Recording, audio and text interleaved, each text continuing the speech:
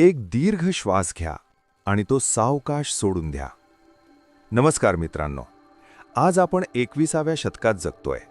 तंत्रज्ञानानं इतकी प्रगती केली आहे की AI आपली कामं चुटकीसरशी करतंय. जग प्रचंड वेगानं बदलतंय. पण या सगळ्या वेगाच्या मधोमध एक गोष्ट अशी आहे जी हजारो वर्षांपासून बदललेली नाही, आणि ती म्हणजे मानवी स्वभाव आणि यशाचे मूलभूत नियम. कधी विचार केलाय, आपण यशासाठी किती शॉर्टकट शोधतो? 30 दिवसात करोडपती कसे बनावे, 5 दिवसात वजन कसे कमी करावे, आपण अशा क्विक फिक्सच्या मागे धावतो. पण हे शॉर्टकट्स कधीच टिकत नाहीत. का? कारण ते पानांना आणि फांद्यांना पाणी घालतात, मुळांवर काम करत नाहीत. मित्रांनो, आज आपण एका अशा पुस्तकाचं सखोल ऑपरेशन करणार आहोत ज्याला जगातल्या सर्वात प्रभावी आणि महान पुस्तकांचा दर्जा मिळालाय. पुस्तकाचं नाव आहे the 7 habits of highly effective people, म्हणजे अति परिणामकारक लोकांच्या 7 सवयी, आणि लेखक आहेत स्टीफन आर कवे.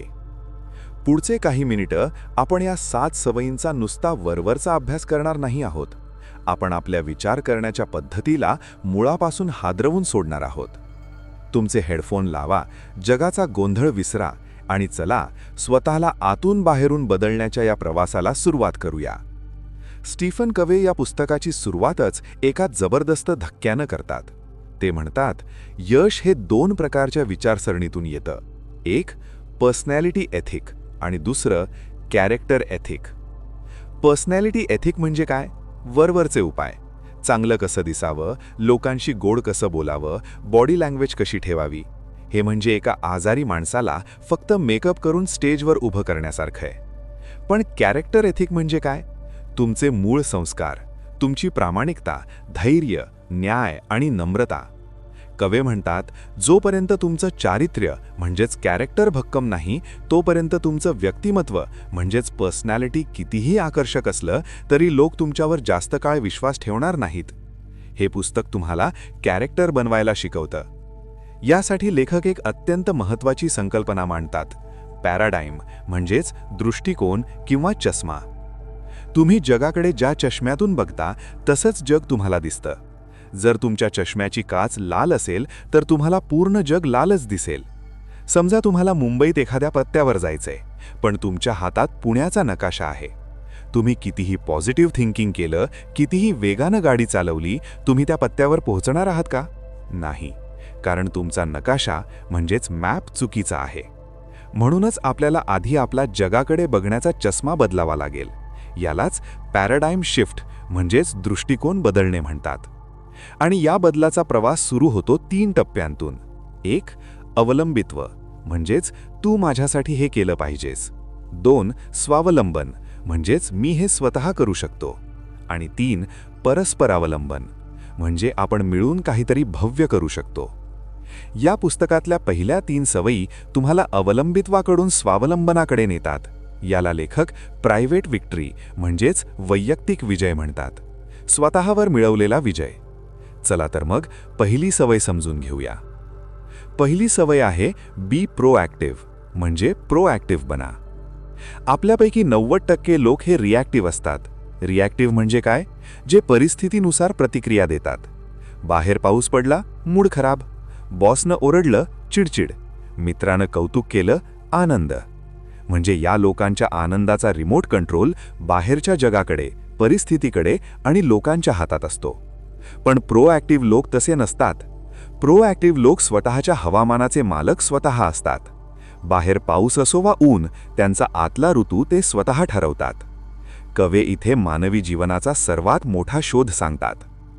उद्दीपन म्हणजेच स्टिम्युलस आणि प्रतिक्रिया म्हणजेच रिस्पॉन्स यांच्यामध्ये एक पोकळी असते, आणि त्या पोकळीतच माणसाचं स्वातंत्र्य म्हणजेच फ्रीडम टू चूज दडलेलं असतं. कोणीतरी तुम्हाला शिवी दिली म्हणजेच उद्दीपन. तुम्ही लगेच त्याला मारलं म्हणजेच प्रतिक्रिया. हे प्राण्यांसारखं वागणं झालं. पण माणसाकडे स्वजाणीव आहे. शिवी दिल्यावर मी याला काय उत्तर द्यावं, चिडून की शांत राहून, हे ठरवण्याचं स्वातंत्र्य फक्त माणसाला आहे. प्रोॲक्टिव्ह होणे म्हणजे या स्वातंत्र्याचा वापर करणे. कोणालाही तुम्हाला तुमच्या परवानगीशिवाय दुखावणं शक्य नसतं. No one can hurt you without your consent. यामध्ये कवे 2 वर्तुळांचा उल्लेख करतात.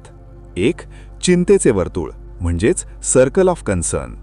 शेअर मार्केट, देशाचं राजकारण, लोकांचं वागणं, हवामान यावर आपला काहीही कंट्रोल नसतो, पण आपण 90% वेळ याच गोष्टींची चिंता करत असतो. 2 प्रभावाचे वर्तुळ म्हणजेच सर्कल ऑफ इन्फ्लुएन्स. माझं आरोग्य, माझं वागणं, माझं स्किल, माझी प्रतिक्रिया यावर माझा 100% कंट्रोल आहे. प्रोॲक्टिव्ह लोक स्वतःची ऊर्जा प्रभावाच्या वर्तुळात लावतात, आणि जे लोक स्वतःच्या हातात असलेल्या गोष्टी सुधारतात त्यांचा प्रभाव आपोआप वाढत जातो. आजपासून तक्रार करणं बंद करा. मी काय करू शकतो हा प्रश्न स्वतःला विचारा. हीच पहिली सवय आहे. आता आपण दुसऱ्या सवयीकडे वळत आहोत. Begin with the and in mind, म्हणजे शेवट लक्षात ठेवून सुरुवात करा. मित्रांनो, डोळे मिटा आणि एका प्रसंगाची कल्पना करा. अत्यंत शांत मनाने ऐका. तुम्ही एका अंत्यविधीला गेला आहात. तिथे खूप लोक जमले आहेत. तुम्ही हळूहळू चालत पुढे जाता आणि त्या शवपेटीत डोकावून पाहता, आणि तुम्हाला एक प्रचंड मोठा धक्का बसतो, कारण त्या शवपेटीत दुसरं कोणी नसून तुम्ही स्वतः आहात. हो, तो तुमचाच अंत्यविधी आहे जो आजपासून काही वर्षांनी होणार आहे. आता तिथे 4 लोक तुमच्याबद्दल भाषण करणार आहेत. एक तुमच्या कुटुंबातील व्यक्ती, एक तुमचा जिवलग मित्र, एक तुमचा ऑफिसमधला सहकारी आणि एक तुमच्या समाजातील व्यक्ती. स्वतःला प्रामाणिकपणे विचारा, त्या 4 लोकांनी तुमच्याबद्दल काय बोलावं अशी तुमची इच्छा आहे? त्यांनी असं म्हणावं का हा माणूस खूप पैसेवाला होता पण याने कधी कुटुंबाला वेळ दिला नाही? किंवा हा बॉस म्हणून खूप कडक होता पण याच्या मनात अजिबात दया नव्हती? की त्यांनी असं म्हणावं की हा माणूस माझ्या आयुष्यात आला आणि त्याने माझं आयुष्य सुंदर बनवलं. हा अत्यंत प्रामाणिक, प्रेमळ आणि मदत करणारा माणूस होता. हे जे चित्र तुम्ही आत्ता पाहिलंत तो आहे तुमच्या आयुष्याचा शेवट, म्हणजेच द एंड.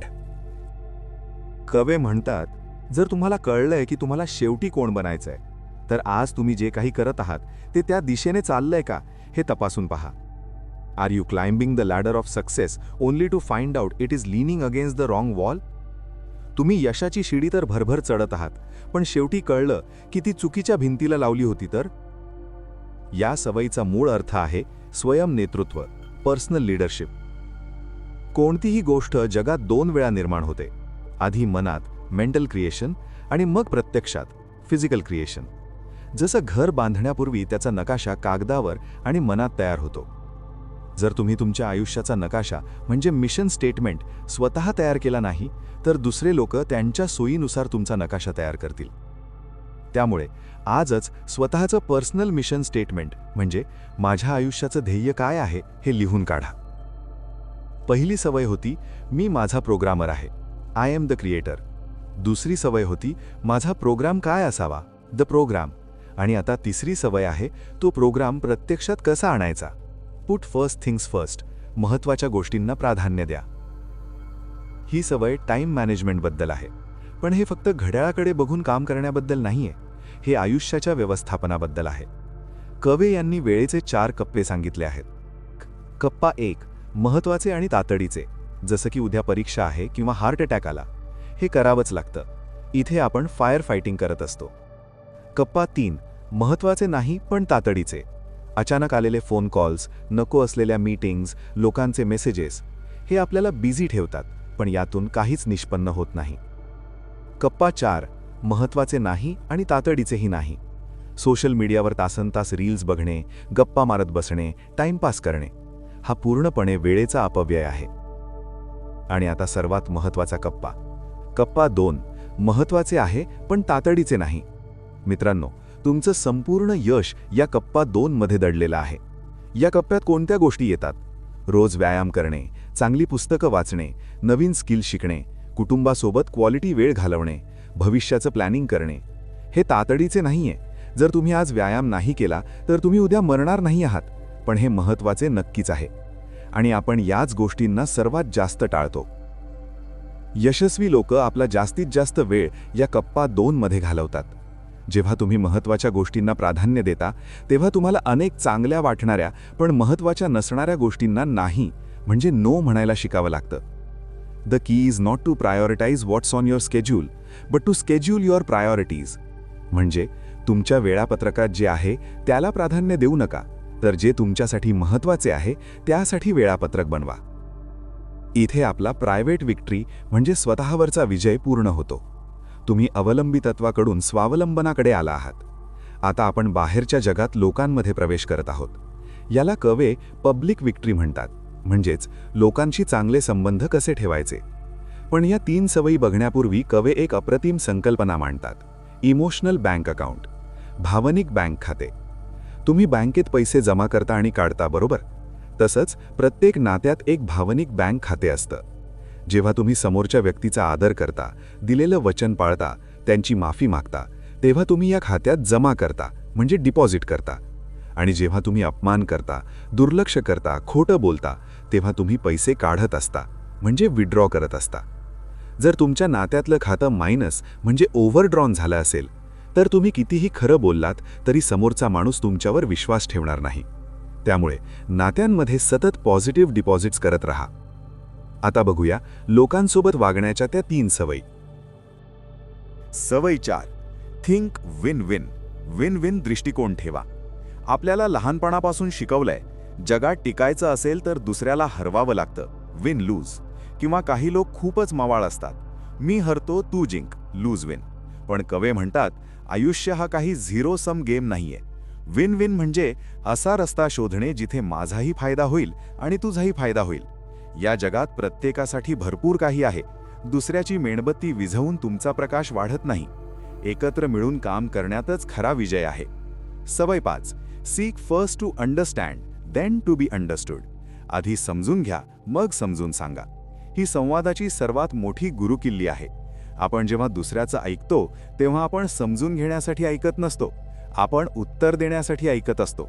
समोरचा बोलत असताना आपल्या डोक्यात आपलं उत्तर तयार होत असतं.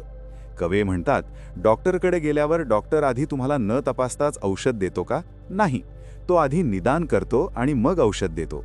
तसंच आधी समोरच्या माणसाच्या जागी जाऊन त्याच्या दृष्टिकोनातून सहानुभूतीने ऐकायला शिका. जेव्हा समोरच्याला वाटेल की या माणसाने मला पूर्णपणे समजून घेतलंय, तेव्हा तो तुमचं म्हणणं ऐकायला तयार होईल. सवय 6. सिनर्जाइज. सिनर्जी, समन्वय साधा.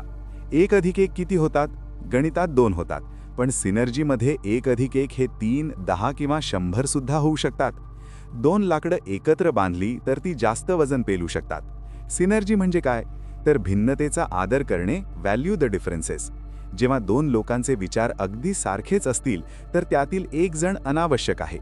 जेव्हा वेगवेगळ्या विचारांची, वेगवेगळ्या कौशल्यांची माणसं एकत्र येतात आणि एकमेकांच्या फरकांचा सन्मान करून काम करतात, तेव्हा ते असे परिणाम साधतात जे एकटा माणूस कधीच करू शकत नाही.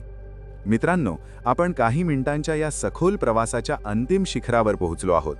शेवटची आणि 7वी सवय, जी बाकीच्या 6 सवयींना जिवंत ठेवते: शार्पन द सॉ. कुऱ्हाडीला धार लावा. कल्पना करा, जंगलात एक माणूस झाड कापत आहे.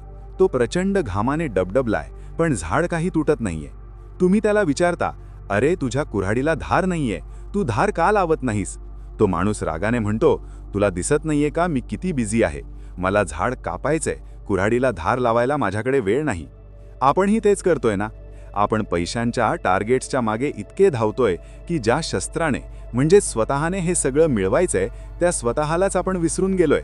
मला वेळ नाही हे आपलं ठरलेलं उत्तर आहे. कवे म्हणतात, कुऱ्हाडीला धार लावणं म्हणजे सतत स्वतःचा विकास करणे, कंटिन्युअस रिन्युअल. हे 4 स्तरांवर करावं लागतं. शारीरिक म्हणजे फिजिकल, चांगला आहार, व्यायाम आणि झोप. तुमचं शरीर हे तुमचं पहिलं घर आहे. आध्यात्मिक म्हणजे स्पिरिच्युअल, ध्यान करणे, निसर्गाच्या सानिध्यात जाणे, स्वतःच्या मिशन स्टेटमेंटशी पुन्हा जोडले जाणे. मानसिक म्हणजे मेंटल, चांगली पुस्तकं वाचणे, सतत काहीतरी नवीन शिकणे, डोकं फ्रेश ठेवणे. सामाजिक भावनिक म्हणजे सोशल अँड इमोशनल, लोकांची चांगले संबंध ठेवणे, निस्वार्थ सेवा करणे. जेव्हा तुम्ही रोज स्वतःसाठी स्वतःच्या कुऱ्हाडीला धार लावण्यासाठी किमान 1 तास काढता, तेव्हा तुमची झाड कापण्याची म्हणजेच काम करण्याची क्षमता कित्येक पटीने वाढते. मित्रांनो, स्टीफन कवे यांचं हे पुस्तक वाचून जेव्हा तुम्ही बंद करता, तेव्हा तुम्ही पूर्वीसारखे राहत नाही. The 7 habits of highly effective people हे काही ट्रिक किंवा शॉर्टकट नाहीये. ही एक जीवन पद्धती आहे. 1. स्वतःच्या कृतीची जबाबदारी घ्या. 2. आयुष्याचं ध्येय निश्चित करा. 3. महत्त्वाच्या गोष्टी आधी करा. 4. सगळ्यांचा फायदा पहा. 5. आधी समोरच्याला समजून घ्या. 6. टीम वर्क करा. आणि 7. स्वतःच्या विकासावर सतत काम करा.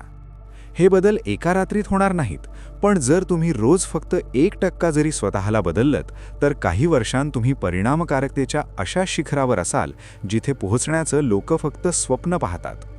जर तुम्ही हे पुस्तक अजून वाचले नसेल तर याची लिंक मी खाली डिस्क्रिप्शनमध्ये आणि कमेंट सेक्शनमध्ये पिन केली आहे. त्यावर क्लिक करून तुम्ही हे अप्रतिम पुस्तक आजच घर बसल्या मागवू शकता. हे पुस्तक नक्की वाचा. तुम्ही तुमचा अतिशय मौल्यवान वेळ या एपिसोडला दिलात त्याबद्दल अत्यंत आभारी आहे. हा एपिसोड तुम्हाला कसा वाटला? या 7 सवयींपैकी कोणती सवय तुम्ही आजपासून तुमच्या आयुष्यात अंमलात आणणार आहात हे मला कमेंट्समध्ये नक्की सांगा.